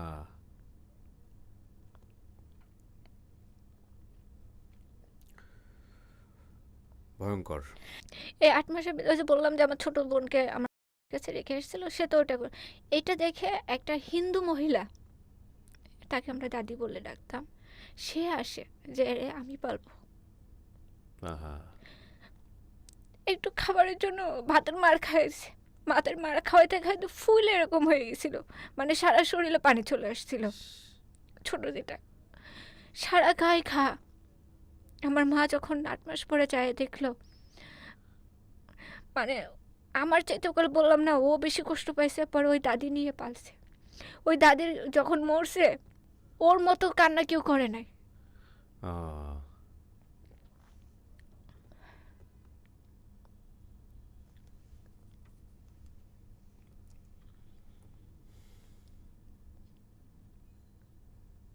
ভয়ঙ্কর, খুবই ভয়ঙ্কর। কারণ একটা দুধ খাওয়া বাচ্চা যখন তার মাকে না পায়, সে কিন্তু একটু বেশি বিরক্ত করে, যার কারণে হচ্ছে সে আমার চাইতে বেশি কষ্ট পাইছে। আমার কাছে তো তাও আমার বাবা মা ছিল, ওদের কাছে কিন্তু কেউ ছিল না। মানুষের লাথি গুঁতা খায়, আমি বলবো লাথি গুঁতা খেয়ে ওই কয়দিন গেছে ওদের। এর ভিতরে ডিসি, মানে ওটাকে জেলা প্রশাসক বলে না, যাই হোক ডিসি জেলা প্রশাসক। জি। যাই হোক ওইখান থেকে আমার যখন আমি 8 মাস ভর্তি ছিলাম, ওইখান থেকে আমার ওই জজ আসে মনে হয়। আর যাই হোক আমি মেবি বলতে পারতেছি না। এই 8 মাসের মধ্যে কি ওদেরকে অ্যারেস্ট করা হলো, ধরা হলো? না, তখনও ধরা হয়নি? না, ওদেরকে ধরা হয় নাই। উনি এসে আমি যখন একটু সুস্থ হই, মানে আমার কথা বলতে পারি, তখন উনি এসে আমার বয়ান নিয়ে যায়। আচ্ছা, জবানবন্দি? হ্যাঁ, জবানবন্দি নিয়ে যায়। ম্যাজিস্ট্রেট নেয়? নিয়ে যাওয়ার পরে তখন হচ্ছে হলো ওই যে চার্জশিট চার্জশিট? ওইটা বের হয়। 2 বছর পরে একটা আসামি ধরা পড়ে। কোথা থেকে ধরা পড়ে? এটা হচ্ছে বর্ডারের কাছে, ওই যে প্রথম আসামি আচ্ছা, ধরা পড়ে, কিন্তু ওইখানে যায় সে হচ্ছে বিয়ে করে। ওখানে কি অলরেডি সে বিয়ে করে ফেলেছে? বিয়ে করে তার একটা ছেলে বাচ্চা হয়, সেই অবস্থায় সে ধরা পড়ে। ওই মেয়েটা জানতো না এরকম একটা ঘটনা ঘটিয়ে আসছে সে? আমার মনে হয় না জানতো, যদি জানতো তাহলে হয়তো বা হইতো না, আচ্ছা, তারপরে? আমি জানি না। পরে আর একটা হচ্ছে ওদের দিক থেকে আমাদের একটা আর্থিক ছিল, ওদের একটা লোক ছিল নাকি খুব পাওয়ারফুল, হুম। এই কারণে হয়তো বা আমরা ওদেরকে ধরতে পারি না, বা ধরার এই মধ্যেই ছিল। পাওয়ার পলিটিক্স তো সারা বাংলাদেশের সব হ্যাঁ, জায়গাতেই। কারণ হচ্ছে আমি বললাম যে আমার মামাদের ফ্যামিলি খুব ভালো, কিন্তু আমার বাবার ফ্যামিলিতে ওরকমই ছিল না। তো পাওয়ারফুলের কারণে হচ্ছে আমরা করতে পারি না। আরেকটা আসামি হচ্ছে বিদেশ চলে যায়। আচ্ছা, একজন বিদেশ চলে যায়, একজন ধরা হ্যাঁ, পড়ে। একজন ধরা পড়ে। আর বাকি দুইজন? বাকি 2জন পলাতক ছিল। আস্তে আস্তে 2জনই ধরা পড়ে। ও, দুজনে ধরা পড়ে? হ্যাঁ, 2জনই ধরা পড়ে। এই 2 বছরে, আচ্ছা, আসামি ধরা পড়লো, এই 2 বছরে আপনার কি অবস্থা? আপনি কি স্কুলে গেছেন? না, এই 2 বছরে আমি 2005 সালে স্কুলে যাই, গিয়ে কি ফিরে আবার ব্যাক করি। ক্লাস 7-এ ভর্তি হন? না, আমি 8এই ভর্তি হই। 8এ ভর্তি হওয়ার পরে কিন্তু ওই যে আমি যাদের সাথে ক্লাস করতাম বা যাদের সাথে মিশতাম, তারা কিন্তু ছিল তখন স্কুলে, আমার সাথে ওরকম আর হ্যাঁ, তারা মিশতো না। আর আমার স্কুল লাইফটা ছিল এরকম ভাইয়া, মুখ ঢেকে যাওয়া লাগতো। তো আমার ওই যে এই কদিন থাকতে থাকতে বুঝতে বুঝতে আমার খালি একটাই মনে হতো, আমার নিজেকে নিজের মতো করে তৈরি করতে হবে, এদের কাছ থেকে আমার দূরে নিতে হবে। যখন বাড়িতে ফিরে যাই তখন হচ্ছে আমার এলাকায় যত মানুষ ছিল সব আমাকে দেখতে আসছে কীরকম, দেখেন এখানে কীরকম একটা জিনিস, আমি মনে হচ্ছে চিড়িয়াখানার বাঘ বা কোনো একটা জন্তু, উঠানের ভেতরে একটা চেয়ার দিয়ে আমাকে বসায় রাখছে।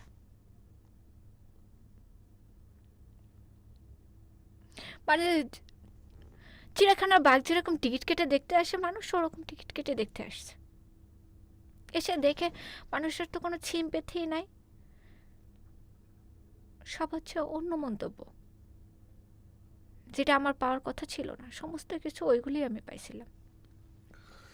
যে মেয়েটাকে কেউ চিনত না, যে মেয়েটা এক পাড়ার থেকে আরেক পাড়াতে যেত না, এক বাড়ি থেকে আরেক বাড়িতে যেত না, যে মেয়েটা জানতো না তার পাড়াতে কে থাকে, কোথায় থাকে, সেই মেয়েটা এক উঠোনের মধ্যে বসে আছে, তাকে দেখার জন্য পুরো গ্রামের লোক। এই জন্যই বলি জীবন অনেক অনেক বেশি নাটকীয়। এরপরে প্রথম আলো থেকে আমাদের সাথে যোগাযোগ করে, মানে ওই বাড়িতে ফেরার পরে? হ্যাঁ, বাড়িতে ফেরার পরে প্রথম আলো থেকে যোগাযোগ করার পরে আমার আব্বুর তো তখন অনেক ক্রাইসিস চলতেছিল, যেহেতু তার কোনো কিছুই ছিল না। তো প্রথম আলো থেকে আমাকে বলা হয় যে আমি তোমাদেরকে 1000 টাকা করে দিব, তুমি আবার স্কুলে যাও। প্রথম আলো থেকে? হ্যাঁ। আচ্ছা আচ্ছা। পরে স্কুলে যাও, আমরা স্কুলে ভর্তিও করে দেয়, কিন্তু ভর্তি করায় দেওয়ার পরে এদিকটা আমি স্কুলে যখন যাই আমার যে সহপাঠীরা ছিল তাদেরকে তো আমি মিস করি, তারা আমাকে দেখলে অন্যভাবে চলে যায়, পুরো মুখ ঢেকে, এত গরম, ওইখানে কোনো ফ্যান নাই, কোনো কিছুই নাই।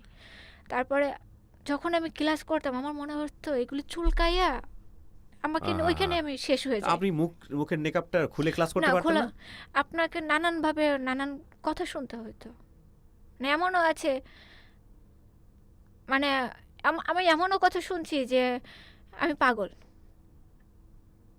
বা কি ভয়ঙ্কর, ওরে বাবা, এই ধরনের ব্যাড সাউন্ড আমি শুনছি। এই জায়গাগুলোতে তো স্কুল শিক্ষকদের অনেক বড় একটা ভূমিকা থাকা উচিত, কারণ স্কুলের শিক্ষক যদি একটা ভালো করে ওরিয়েন্টেশন করিয়ে দেন, দেখেন অনেকগুলো ঘটনা কিন্তু পরম্পরায় আসছে, আমরা জায়গাগুলোকে ইম্প্রোভাইজ করছি না, বাট যদি এরকম একটা ঘটনা ঘটার পরে যদি একটা মেয়ে যদি নিজেকে আবার মানিয়ে নিতে চায় পরিবেশের সঙ্গে, তাহলে এখানে মানুষ, আমরা সাধারণ মানুষ যারা আছে তাদের সাপোর্টটা খুব জরুরি। স্কুলের প্রধান শিক্ষক যদি ওই স্কুলের ছেলে মেয়েদেরকে ডেকে যদি বলতেন যে আজকে থেকে ওর দিকে তোমরা স্পেশাল অ্যাটেনশন দিবে, তাহলে কিন্তু সিনারিওটা অন্যরকম হতে পারতো। হয়েছে এরকম? আমি যখন শিক্ষা আমাদেরকে আসলে মানুষ করে না, টু বি অনেস্ট।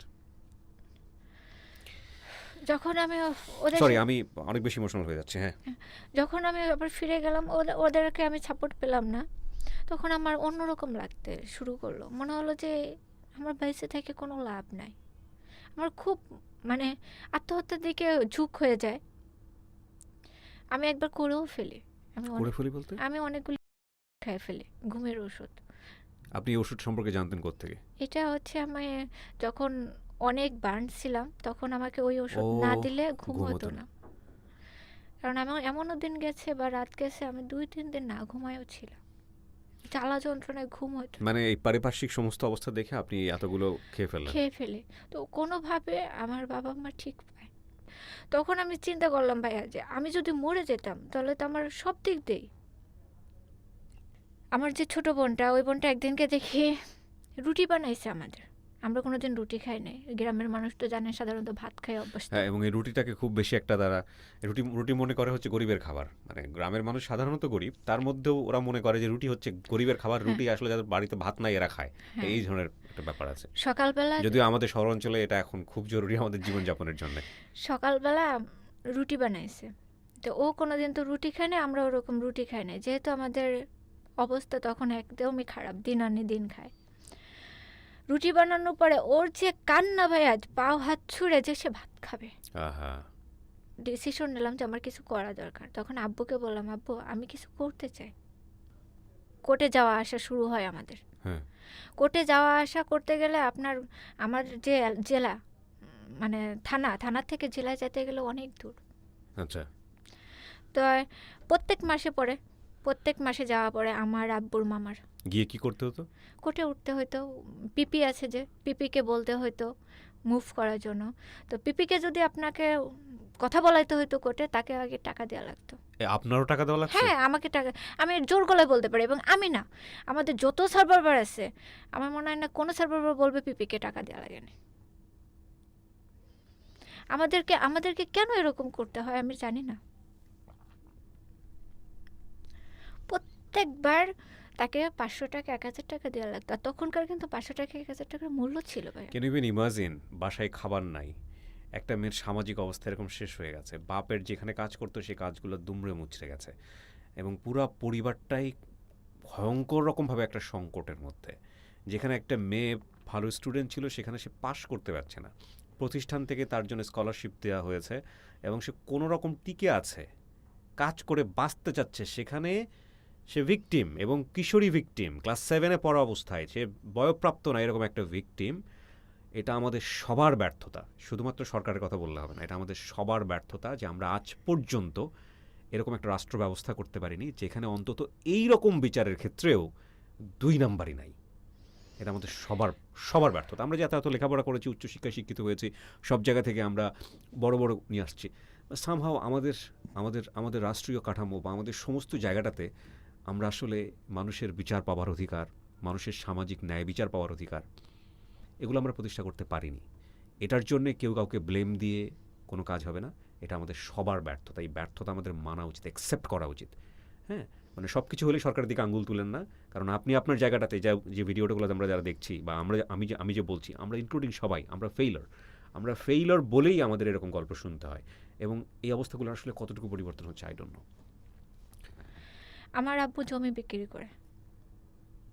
কি বলেন আপনি? হ্যাঁ, আমার এসের সময় আমার আব্বু জমি বিক্রি করে দেয়, কারণ আমাদের তো বাঁচার দরকার ছিল। পরে ওইভাবে চলতে থাকলো। ওই যে একটা জিনিস কি, নগদ টাকা দিয়ে আপনি কদিন চলবেন? আস্তে আস্তে করে আমরা এমন হইলাম, আমার আব্বুর যতটুকু যা ছিল সমস্ত কিছু অন্যের হাতে চলে গেল। ওই যে বলছিলাম আমার আব্বু ঘর দিবে, ঘর দেওয়ার জন্য ইট বালু নামানো ছিল আমাদের বাড়িতে, ওই ইট বালি পর্যন্ত আমার আব্বু বিক্রি করে দেয়। আহা, পরে আমি যখন চাকরির চেষ্টা করতেছিলাম, পরে একজনের মাধ্যমে আমার আব্বু বলে, ঠিক আছে, উনি যেহেতু গার্মেন্টসে যাচ্ছে তো তুমি গার্মেন্টসে যাও, গার্মেন্টস ছাড়া তো তোমাকে কেউ নিবে না। আপনাকে বলে?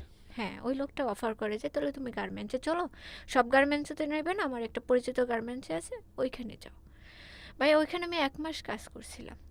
এই যে আমার জার্নিটা শুরু, কিভাবে আমি জার্নি করছি, 1 মাস কাজ ওইখানে আমার মুখ ঢেকে কাজ করা লাগছে। আমি কিন্তু কিছুই কাজ জানতাম না, ওই বসে বসে সুতা কাটতাম লাইটের ভিতরে বসে। আর সুতা কাটাটা কিন্তু আমার জন্য ছিল খুব কঠিন, কারণ আমার যেহেতু চোখের সমস্যা। 1 মাস যখন কাজ করি তখন আমি অসুস্থ হয়ে যাই, কারণ সকাল 7টায় গেলে রাত 8টা 9টা বেজে যেত। ওই 1 মাসে এমন হয়ে গেল যে আমি এখন উঠতেই পারি না। পরে আবার এসে ফোন দিই, ফোন দিলে এখানে এসে আবার ট্রিটমেন্ট হলে ওইখানে ভালো মন্দ সব জায়গায় আছে ভাই। তখন আমি সব কথা একজনকে খুলে বলি, খুলে বলার পরে উনি হচ্ছে একজন উপর লেভেলে জানায়, বলে ওকে যে করে হোক একটা কাজ দিতে হবে, নাহলে এদের ফ্যামিলিও বাঁচানো যাবে না, ওকেও বাঁচানো যাবে না। পরে 3500 টাকা দামের, মানে তখন স্যালারি 3500, ইন্টার্নশিপ হিসেবে আমাকে রাফু ইউনিট, মানে মিডিয়া, ওই ইউনিটে আমাকে জব দেয়। এটা কি অ্যাসেসর ফাউন্ডেশনের ভিতরে? হ্যাঁ, ওই প্রতিষ্ঠানে আপনি জব ওই পেলেন? প্রতিষ্ঠানে। কত সালে এটা? এটা 9 সালে। 2009 সালে। এর ভিতরে আমার কেস চলতেছে। 2009 সালে আমি জব করি, 2006 সালের জুলাইতে আমার কেসের রায় হয়, 15 জুলাই। আচ্ছা, এইটুক টাইম আমি বাড়িতেই ছিলাম। আচ্ছা, 2006 সালে রায়? হ্যাঁ, রায় হয়েছে। আমার জমি টমি বিক্রি টিক্রি করে হচ্ছে আমরা কেসটা রায় আনি। আচ্ছা, রায় আনার পরে 44 বছর জেল হয়। কয়জনের? 4 জনেরই। 4 জনেরই 44 বছর হ্যাঁ, জেল 4 হয়। জনেরই। 3 জন তখন ধরা, 2 জন ধরা। আচ্ছা, আর একজন 2 জন দেশে বাইরে। পলাতক। কে ধরা ছিল? একজন মারা গেছিল। একজন কি জেলের ভিতরেই মারা গেছে? হ্যাঁ। ওর ওনার বয়স কত? ক্যান্সার ছিল, ওটা কেউ জানতো না। আচ্ছা, যখন ওই ধরা পড়ছিল তার কয়েকদিনের ভিতরে ধরা ক্যান্সার? পড়লো যে ক্যান্সার। বয়স কত ছিল ওর? ওই ওদের বয়সী ছিল, ওদের বয়সী সমবয়সী ছিল। ছিল। আচ্ছা, ও জেলের ভিতরে মারা যায়। জেলের ভিতরে আর এই বাকি দুইজনের হচ্ছে বাকি আপনার দুজন ছিল 44 বছরের হ্যাঁ, জেল জেল হয় আর একজন পলাতক। একজন পলাতক। তারপরে যখন রায় হয় 40 বছরে, তখন রায় যখন হয়ে গেছে তখন তার আমাদের কোনো কিছু করার থাকে না। তার 2 মাস বা 1 মাসের ভিতরে হাইকোর্টে ওরা করে আপিল করে।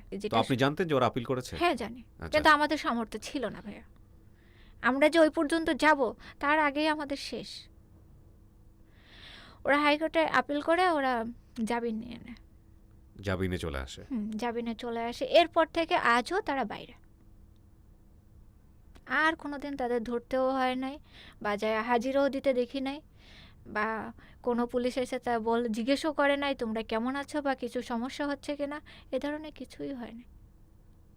কিন্তু আমার যতটুকু লস হওয়ার বা আমার যতটুকু জীবনের যা হারাবার সব হারানো শেষ। আপনার কাছে কোর্টের রায়ের কপি আছে? কোর্ট যে রায় দিয়েছিল আপনার সেই রায়ের বিচারের কপি আছে? না, পেপার কাটিং আছে। পেপার কাটিং আছে। দৌড়ানোরও তো একটা লোক লাগে ভাইয়া। আমার তো ফ্যামিলিতে দৌড়ানোর কেউ ছিল না। এই রায়টা আনতে তো আমার মামার অবদান ছিল, কারণ আমার বুঝমান যে একটা জিনিস থাকে সেটা তো ছিল না। টোটালটাই আমার মামার অবদান ছিল। যে দুজনের জেল হয়েছিল ওরা কতদিন ছিল জেলে? 2 বছরও ছিল না। মানে এমন সিস্টেম ছিল, ওরা ধরা দিছিল। আমরা পরে যেটা জানছি, ওরা ধরা দিছিল ওই জামিনটা পাওয়ার জন্য। আর ওরা ধরা যতদিন না দিচ্ছিল ততদিন রায় হচ্ছিল না। আচ্ছা, বুঝছেন? এই জন্যই হচ্ছে হলো এমন যে বিদেশ ছিল সে এখন কিন্তু বাংলাদেশে এসে ঘুরে বেড়াচ্ছে এবং পুরো ব্যবসা করতেছে। সেও সেম কাহিনী। আগে হাইকোর্ট থেকে 6 মাসের জন্য কি জানি বলে ওইগুলি করে ধরা দিয়ে এখন বাড়িতেই আছে, সব কিছু করে নিছে। যেটা আমার বাবার নাই ভাইয়া, কারণ আমার বাবার অত পাওয়ারও নাই, অত লোকও নাই। এজন্য হয়তো বা আমাদের যারা ছোট মানুষ তাদের উপর দিয়ে এত কিছু যায়।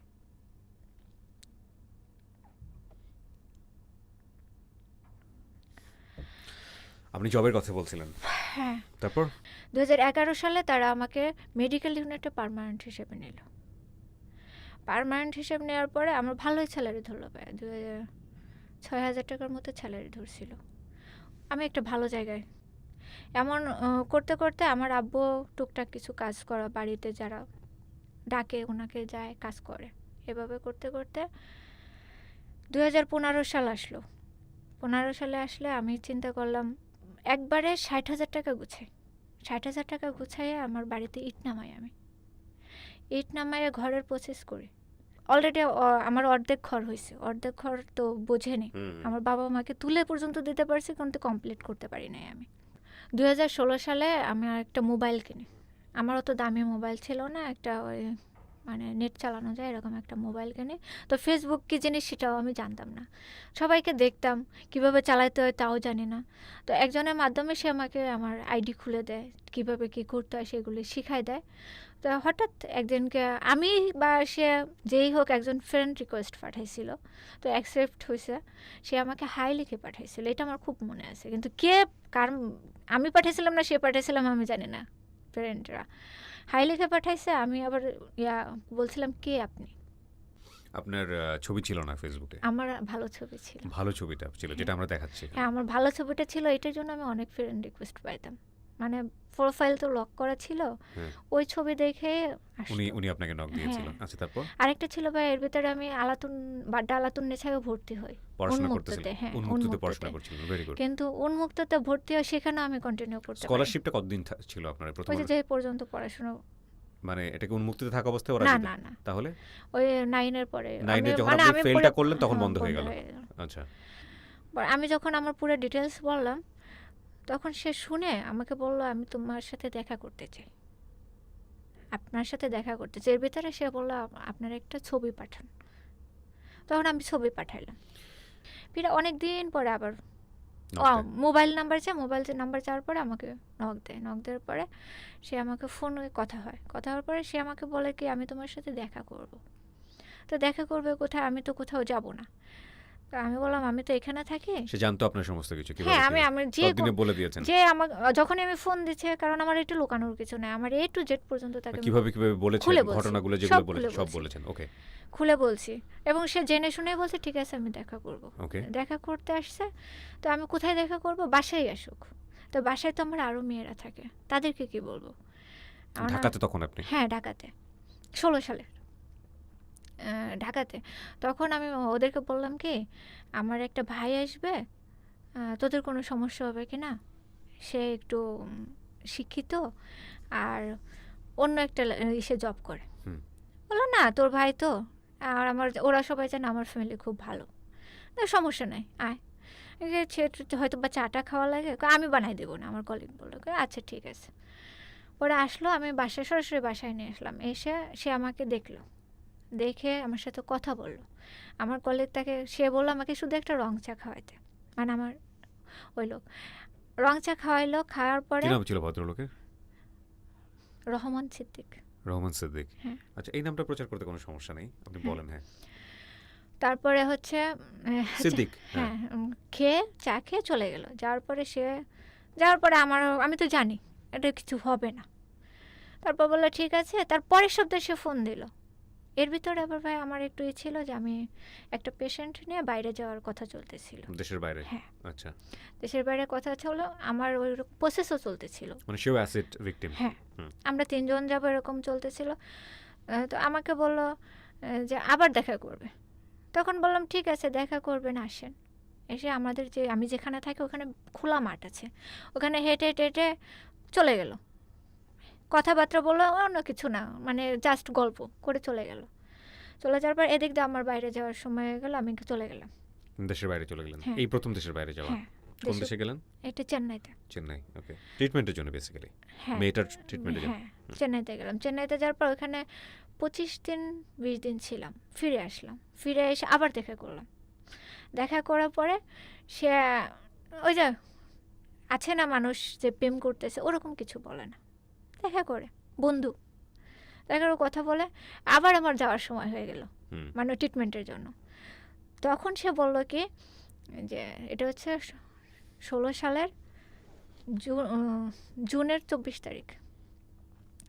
তারিখে, তার এক সপ্তাহ আগে, যে আমি আগামী সপ্তাহে তোমাকে বিয়ে করতে চাই, তুমি বিয়ে করবা কিনা। প্রেম ট্রেমের কোনো কথাবার্তা নাই, না। Directly offer? Directly offer. আমি তারপরে তাকে বোঝাইলাম যে তার পারিপার্শ্বিকতা, তার সমাজের বিষয় সমস্ত আমার এটা বোঝানো দায়িত্ব ভাইয়া। যে তুমি সমস্ত কিছু জেনে শুনে জেনে সিদ্ধান্ত নিচ্ছ শুনে কিনা। তার বাবা মার বিষয়। আমাকে 1 সপ্তাহ সময় দিলে, 1 সপ্তাহ পরে আমাকে জানাবা। তখন আমি কি করব আমি খুঁজে পাচ্ছি না। তার একটাই কথা, যদি তুমি বিয়ে করো তাহলে আমি তোমাকে নেক্সট ফোন দিব, আর যদি বিয়ে না করো তাহলে আমার দরকার নেই। কারণ হচ্ছে আমি বিয়ের জন্য মেয়ে খুঁজতেছি, কিন্তু আমি প্রেম করার জন্য না। আমার বিয়ের বয়স হয়েছে, সেটা বলছিল সে। পরে আমি নিজে নিজে ডিসিশন নিব, এত বড় একটা খুঁজেও পাচ্ছি না, আবার চিন্তা করতেছি নিই না, দেখি কি হয়। পরে আমি এক সময় বললাম যে আচ্ছা ঠিক আছে। আপনি আপনার দিক থেকে গ্রিন সিগন্যাল দিলেন? হ্যাঁ, দুজনে বিয়ে করে চলে আসলাম জুনের 24 তারিখে। এসে এখন একটা হোটেল বুক করলো। আমরা ওইখানে এই রাত কেটে আসলাম। তখন আমার রুমমেটরা প্রশ্ন করলো কোথায় ছিল, আমি ভাইয়ের বাসায় গেছিলাম। তখন তাদেরকে জানাই দেয় যে আমরা এত সালে বিয়ে করছি, এটা আমার হাজব্যান্ড। তখন তারা খুব খুশি হয় এবং মাইনা নেয়। মাইনা নেওয়ার পরে আমার যখন মানে বেবি 7 মাস, তখন হচ্ছে আমার শ্বশুরবাড়ির মানুষ জানে। পেটে যখন 7 মাস তখন। এই গল্পের অনেকগুলো দিক আছে। আমি যেটা আপনাদের শুরু থেকেই বলছিলাম, গল্পের দিকটা এখনও শেষ হয়নি। যে ভদ্রলোক ওকে জেনে শুনে বিয়ে করেছে, সেই ভদ্রলোককে নিশ্চয়ই আপনাদের দেখতে ইচ্ছে করছে। ডিরেক্টলি ওনাকে বিয়ের প্রস্তাব করেছেন ওনার কথা অনুসারে, উনি যেটা বললেন, এবং বিয়ে। আমি আপনাকে কোশ্চেনটা যেটা করব সেটা খুব সাধারণ কোশ্চেন, এটা খুব মানে উচ্চমার্গীয় কোশ্চেন না। আমরা সাধারণত যেভাবে চিন্তা করি আমাদের জীবনে একটা মানে ছেলেদের জীবনে যেটা থাকে যে একটা মানে অসম্ভব সুন্দর রূপসী একটা মেয়ে সারা জীবন ধরেই সে কল্পনায় করে সেরকম একটা মানুষ তার জীবনে বউ হিসেবে আসবে, বা মেয়েদের জায়গা থেকে যদি সে চিন্তা করি তাহলে সে রাজকুমারকে বিয়ে করবে, এরকম একটা ছোটোবেলা থেকে একটা তৈরি হয়। তো আপনি এরকম একটা মেয়ে কেন বিয়ে করলেন, যদি আমি কোশ্চেনটা আপনাকে করি, নির্ভয়ে যদি করি? আমি ছোটোবেলা থেকে আমি ইসলামিক মাইন্ডে ছিলাম। আমি আমাদের রাসূল সাল্লাল্লাহু আলাইহি ওয়াসাল্লামের যে আদর্শগুলো এগুলো ধারণ করি। তো যার কারণে আসলে আমি দেখতাম যে রাসূল সাল্লাল্লাহু আলাইহি ওয়াসাল্লামের জীবনীতে এরকম কোনো মানে ফ্যাসিনেশন কাজ করে নাই যে উনি সুন্দরী দেখে বিয়ে করবেন। তো সেজন্য আমি ওইটারই একটা ধারণ করতাম যে, তো আমি কিন্তু যে বিয়েটা কেন আল্লাহ দিয়েছেন, বিয়েটা দিয়েছেন আল্লাহ চরিত্র রক্ষার জন্য। হ্যাঁ, তো সেই দিক থেকে আমি যদি চিন্তা করি, আমি আল্লাহকে খুশি করার জন্য যদি বিয়ে করি, সেক্ষেত্রে আমি যে কাউকে করতে পারি। তো সেটার রিটার্ন হয়তো আল্লাহ আজকে দিলেন না, কোনো এক সময় হয়তো বা দিবেন। তো ওই চিন্তা করে আমি কারো কথা চিন্তা না করে আমি ডিসিশনটা নিই আর কি। কারণ আমার চিন্তা ছিল যে আল্লাহ যদি খুশি থাকে, তাহলে আমার আর কারো কোনো কিছু বলাতে আসা যায় না। খুব ঠান্ডা মাথায় মানে ভেবে ডিসিশন নিয়েছেন, সত্যি কথা বলতে যেটা। ডিসিশন তো ঠান্ডা মাথায় নিয়েছি, কিন্তু নেওয়ার সময় যদিও কিছুটা এম্বারেসিং বা ভিতরে কনফিউশন কাজ করতো, কিন্তু আসলে ডিসিশন ঠান্ডা মাথায় নিয়েছি। আপনার কাছ থেকে যদি একটু জানি, ময়না না, ডাকনাম তো ময়না, বিয়ের পরে কি কখনো তার কাছ থেকে এমন কোনো আচরণ পেয়েছেন যেটা আপনার জায়গা থেকে খুব কষ্ট আমার আজকে 5 বছর হয়ে যাচ্ছে, উল্টা আমি ওকে যে টর্চার করি সেটা শোনেন। আমাকে আজ পর্যন্ত কিচ্ছু বলেন। আমি যতটুকু সুখে আছি আলহামদুলিল্লাহ, আমি জানি না আর 5টা মেয়ে আছে কিনা। আপনি পেশায় কি করছেন সিদ্দিক ভাই? আমি একটি কোম্পানিতে ট্রেনার হিসেবে আছি আর কি। তো আজকে এই যে এই ভিডিওর মাধ্যমে লক্ষ লক্ষ মানুষ আপনাকে দেখবে এবং সারা দুনিয়ার মানুষ আপনাকে দেখবে, কিছু বলার আছে তাদের উদ্দেশ্যে, বিশেষ করে বৈবাহিক সম্পর্ক নিয়ে বা আপনার সম্পর্ক নিয়ে?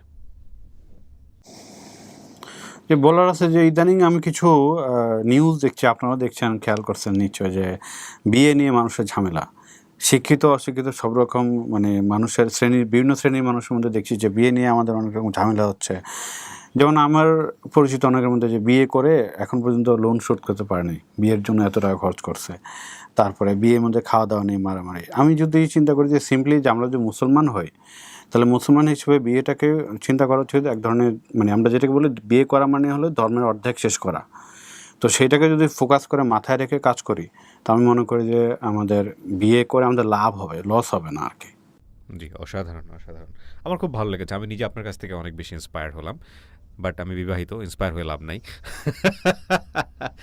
আমি ময়না আপনার কাছে যদি একটু আসি, আপনি আপনার গল্পের বাকিটুকু যদি একটু শেষ করেন। তারপরে কি অবস্থা আপনার ফ্যামিলির, বা কি হলো? আমি তো চাকরি করতাম 2020 সালে, করোনার কারণে আমার জব চলে যায়। আমার না, শুধু আমাদের অনেকেরই চাকরি চলে ছোট গেছে। করে ফেলায় প্রতিষ্ঠান, বিভিন্ন প্রতিষ্ঠানে হয়েছে, মানে হ্যাঁ। কর্মী ছাঁটাই যেটাকে বলে। হ্যাঁ, মানে ছাঁটাই করে দেয়। এরপর থেকে 1টা বছর কেটে গেছে। 1টা বছরে অনেক কিছু আবার ঘটে গেছে আমাদের লাইফে। যেহেতু আমার পরিবার বলতে আমার বাবা-মা, ওদের একমাত্র উপার্জন ক্ষমতা আমিই ছিলাম। ওই ইয়েটা সাপোর্টটা আমি দিতে পারি না। যেহেতু আমার হাসব্যান্ড একটা জব করে, ওই জব দিয়ে আমাদের থাকা, বাচ্চার খরচ, আবার আমার বাবা-মাকে দেখা, এটা সম্ভব না। আর আমি যখন জব করতাম তখন আমার টাকা দিয়ে আমার পরিবারে যদি অর্ধেক দিছি, এখানে অর্ধেক রাখছি, যার কারণে আমার কখনো আর্থিক সমস্যা হয় নাই। তো বর্তমান যে পরিস্থিতিতে আছে, আমার বাবা এখন 70 বছরের বয়স্ক একটা লোক। আমার ভাইটা একটা কাজে দিছিলাম, সে একটু অসুস্থ, সে বুঝে কম। আর একটা হচ্ছে সে যদি কোনো কিছু ধরে হাত থেকে ছুটে পড়ে যায়, বা হাঁটতেছে সে উপর হয়ে পড়ে যায়। তার মানে সে 100% ফিজিক্যালি ফিট না? ফিট না বলতে ভাই, আর ছোটোবেলা ভালোই ছিল, আমার অ্যাক্সিডেন্টের পর থেকে আস্তে আস্তে সেরকম হয়ে গেছে। কারণ হচ্ছে আমাদের যেটা ধারণা, একটাই মাত্র ভাই না আপনার? একটাই ভাই। তার মানে উপার্জনক্ষম ব্যক্তি নাই ওর হ্যাঁ, পরিবারে? আমার মনে হচ্ছে যে আমার যখন ঘটনা ঘটছে, ওর কোনো মেন্টাল শক পাইছে বা কোনো কারণ থেকে এরকম হয়ে গেছে। ছোটোবেলায় এরকম ছিল না। এখন ধরেন ভাত খাচ্ছে, ভাতের লুকমাটাও পড়ে যায়, এরকম হয়। তো এই অবস্থাতে ওকে আমরা কাজে দেই। কাজে দেওয়ার পরে সে 2 তলা, রাজের কাজে দিই, 2 তলা থেকে পড়ে তার এই পাশ দিয়ে ওই পাশ দিয়ে রড বের হয়ে যায়। এরপর থেকে আর আমরা কোথাও বের করে নেই, কারণ বেঁচে থাকলে একটা কিছু হবে। আমি দেইনি, আমার বাবা এখন যতটুকু পারে করে, কিন্তু বর্তমানে আমার আব্বু আবার সে কাজ করতেছে, এটার কাজ, যেটা উনি এই 70 বছর বয়সে এসে? হ্যাঁ, যেটা ওনার মানে ক্ষমতা করার নেই। আপনি দেখলে বুঝবেন যে ওনার অবস্থা এরকম হয়ে গেছে। সে আর আপনার সবার ছোট বোনটা? সবার ছোট বোনটা এবার ইন্টার পরীক্ষা দিবে, ওর বিয়ে ঠিক হয়েছিল, কিন্তু আমার যখন দিন তারিখও পড়ে গেছে, আত্মীয় স্বজনও বলা হয়ে গেছে। যখন আমার আব্বুর শুনছে যে লাখ লাখ টাকার দিনা, বাড়িতে কিচ্ছু নেই ঘরটা ছাড়া, তখন ওরা একটা চাল চাললো কি বরযাত্রী আসবে 150, 165 জন।